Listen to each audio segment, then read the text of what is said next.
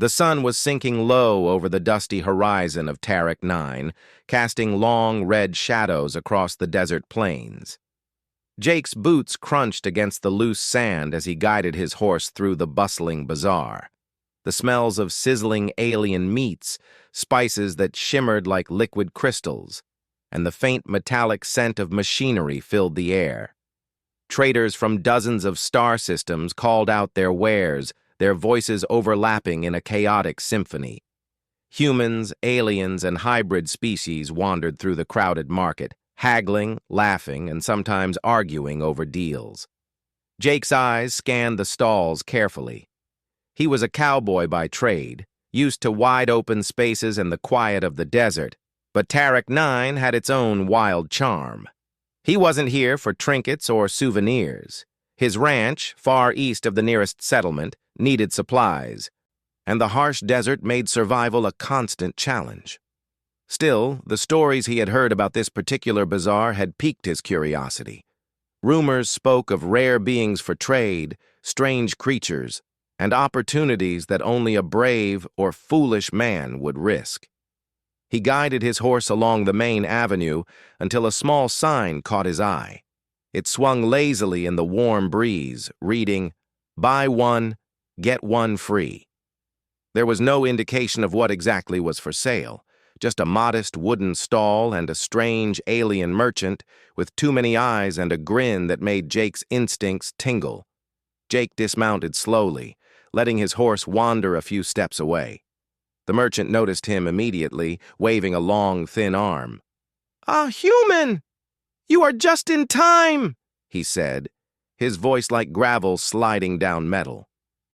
"Two of the finest Apache women from Zuratai system, strong, brave, and clever.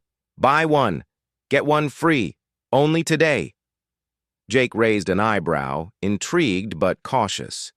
He had heard stories of these Apache women, legends of a warrior culture that survived harsh worlds and wild environments, famous for their intelligence and hunting skills. Most traders described them as prized possessions, though Jake had never been one to think of any being as property. Instead, he was thinking of survival, strategy, and alliance. He approached the stall carefully. The merchant bowed, revealing two women behind him. They didn't look like anyone he had seen before.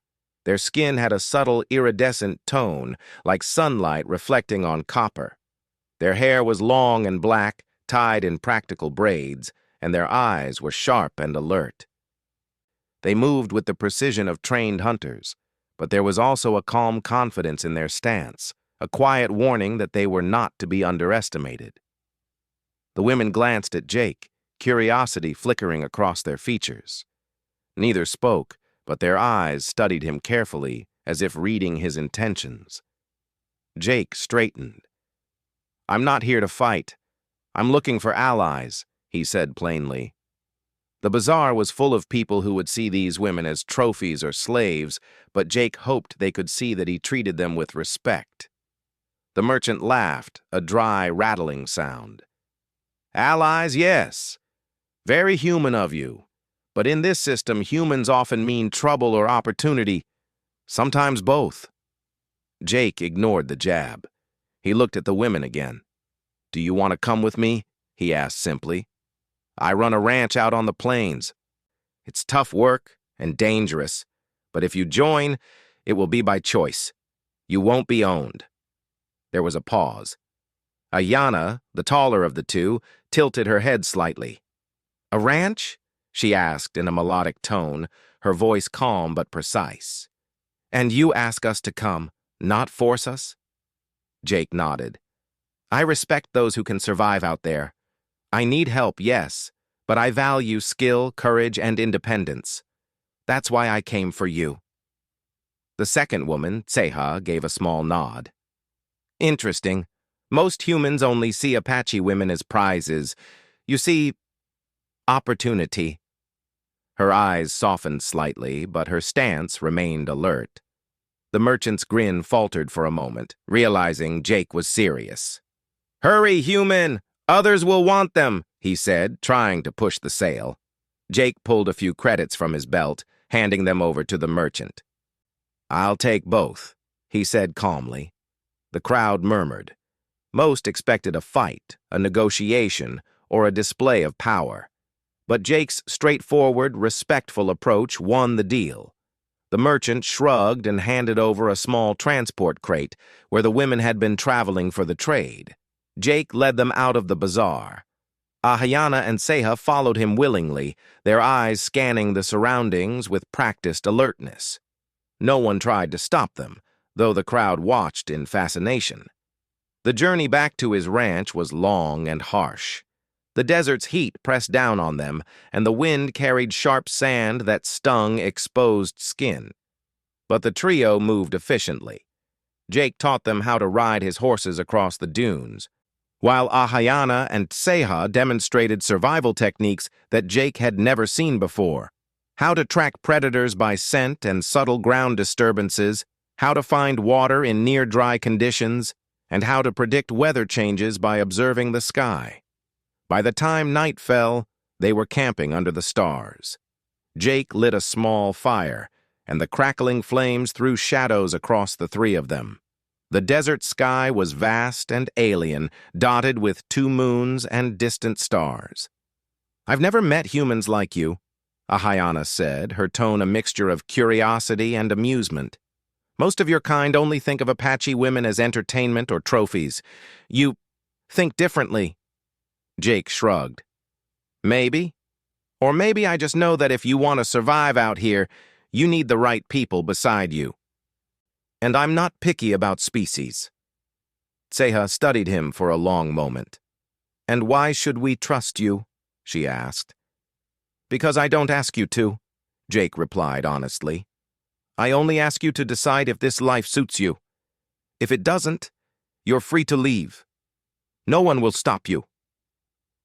A small silence followed, broken by the distant howl of a sand beast. Then Ahayana spoke. "You've faced your first test already," she said, nodding toward the sound. "Out here, the desert itself challenges you every day." Jake smiled faintly. "I've been around deserts before, but I have a feeling Tarik 9 isn't your average one." The following days tested their budding alliance almost immediately. While crossing a narrow canyon, they were ambushed by a pack of sand beasts, creatures resembling massive armored lizards with claws sharp enough to pierce steel. The beasts had learned to hunt in coordinated packs, circling prey and striking from multiple directions. Jake reacted quickly, firing his plasma rifle with precision while guiding the horses to safety. Ahayana and Seha split into different flanks, using their agility and stealth to strike the beasts with energy-tipped spears and clever traps they had improvised along the way. The desert echoed with the sounds of battle, the roar of the beasts, the crackle of energy weapons, and the shouts of the 3 humans and alien warriors working together. By the time the sun climbed high the next morning, the pack had retreated, leaving the trio exhausted but victorious. Jake looked at Ahayana and Seha, noticing the small smiles of triumph on their faces.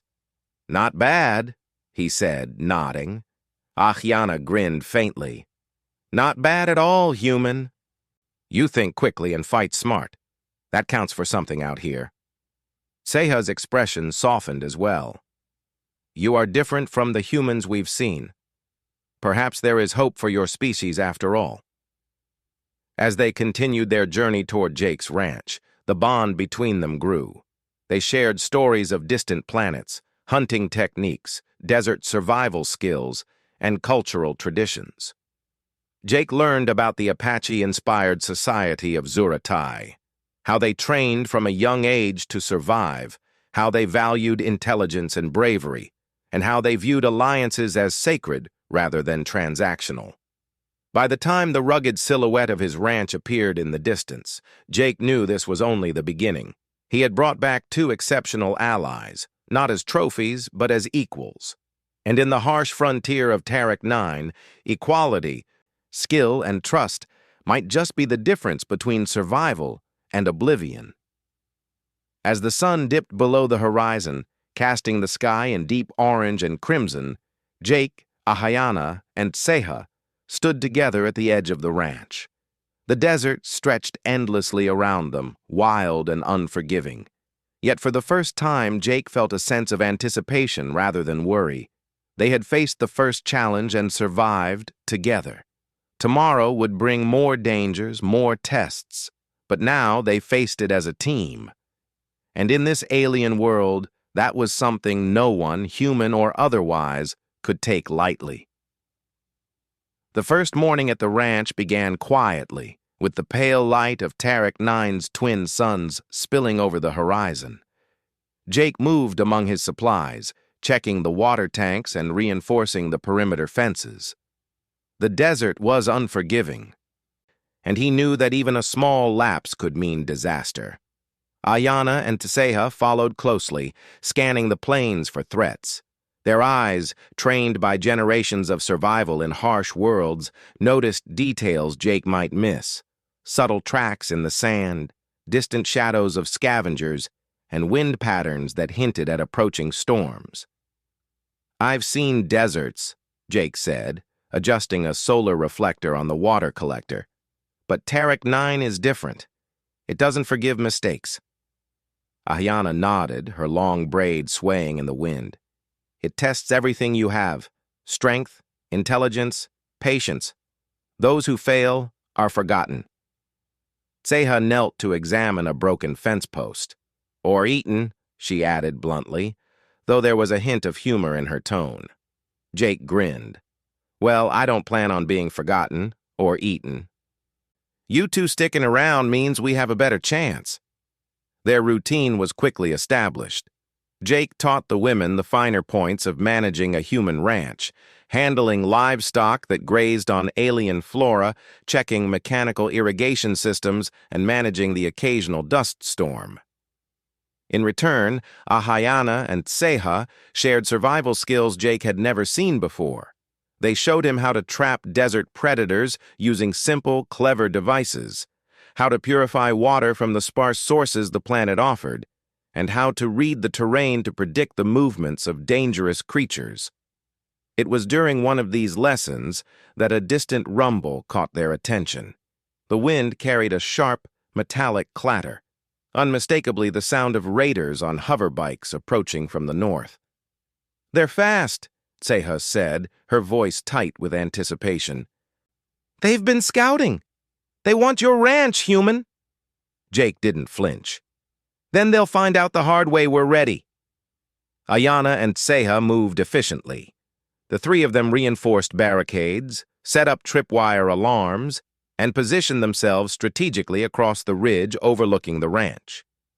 Jake handed Ahayana a long-range plasma rifle, while Tseha preferred her energy-tipped spear, its tip glowing faintly under the rising suns. The raiders arrived in a blur of dust and noise, their hoverbikes kicking up clouds of red sand. They had underestimated the ranch's defenders. Jake fired precise shots, disabling two of the lead hoverbikes, while Ahayana used her agility to leap from cover to cover, striking raiders with lethal efficiency. Tseha's movements were silent but deadly, taking down anyone who tried to flank them from the dunes. The fight was intense, each side testing the other's skill. The raiders had numbers, but Jake, Ahayana, and Tseha had strategy, coordination, and courage. They used the terrain to their advantage, funneling the attackers into narrow passes where their weapons were most effective. Dust, smoke, and energy blasts filled the air, but the three defenders remained calm and focused. By mid-afternoon, the raiders, battered and demoralized, began to retreat. Jake watched them vanish over the horizon, wind whipping sand across his face. "Not bad for our first big test," he said, lowering his rifle. Ayana and Tseha exchanged looks, small smiles of respect forming.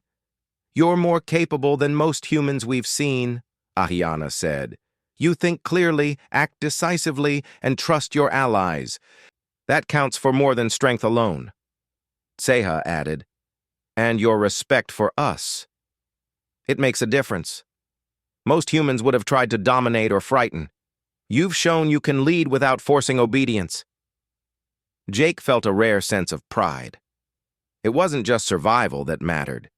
It was the trust they had built, the respect that had allowed them to work together as equals.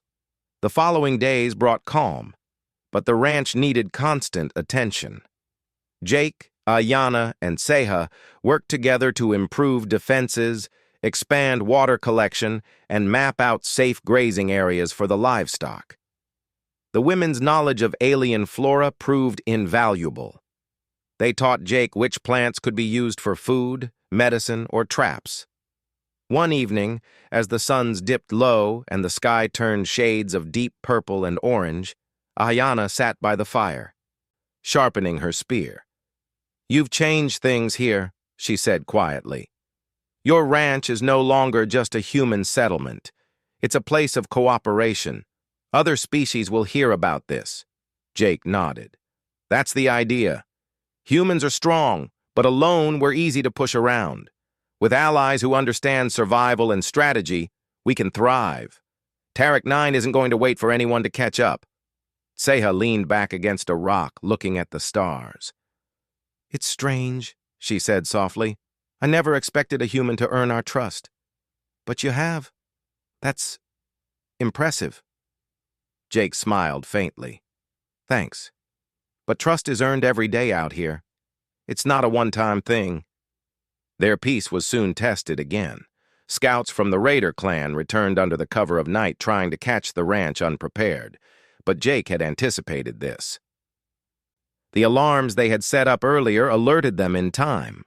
Using stealth and precise coordination, the trio neutralized the scouts before they could reach the main ranch. Ayanna and Seha were particularly impressive. Moving like shadows, they disabled traps, disarmed mines, and captured 2 raiders alive.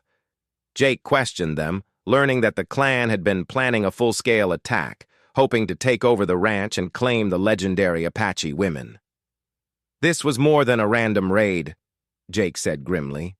"They want a war." Ayanna nodded. "Then we prepare.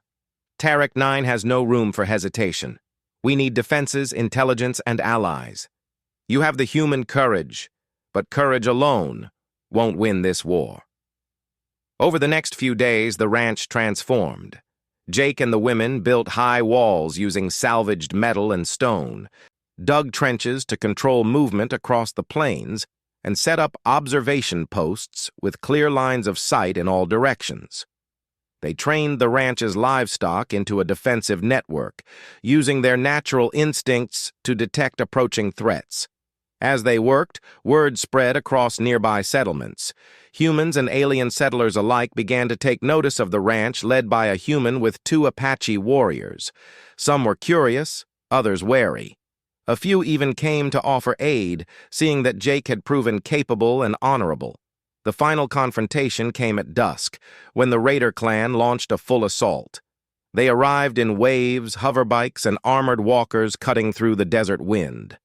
But Jake, Ayanna, and Seha were ready. They coordinated their defenses flawlessly, using the terrain and traps to their advantage. The first wave was repelled with minimal casualties, the second met ambushes at every turn, and the third found itself facing precise fire from Jake's rifle, Ayanna's spear, and Seha's silent strikes. By nightfall, the raiders were in full retreat. The survivors fled into the desert, leaving behind their weapons and vehicles. Jake surveyed the battlefield, dust settling over the ruined machines. The ranch had survived, stronger than ever. Ayanna and Seha joined him on the ridge, looking out over the desert. "You've done it," Seha said. "You've proven humans can inspire loyalty, trust, and respect, even among the fiercest warriors." Jake nodded, a rare smile crossing his face. "It's not just me, it's all of us, and we're just getting started." Ayanna's gaze softened. "We choose to stay human, not because we must, but because we want to. You respect us, trust us, and lead wisely. That is rare in your kind." Seha added, "We will continue to stand by your side as allies and equals. Tarak 9 is harsh, but together we are stronger than any raider, beast, or storm it can throw at us." As the twin moons rose over the horizon, casting silver light across the desert, Jake, Ahyana, and Seha stood together. The ranch, once just a human settlement, had become a symbol of cooperation, courage, and mutual respect. In the vast, unforgiving world of Tarak 9, humanity's ingenuity, leadership, and empathy had allowed them not only to survive, but to thrive. And so, under the alien skies, the cowboy and the two Apache women prepared for whatever challenges the universe would send next, ready to face them as equals, friends, and allies. Tarak 9 was theirs to defend, and together they would ensure it remained a place where trust, skill, and courage triumphed over fear and domination.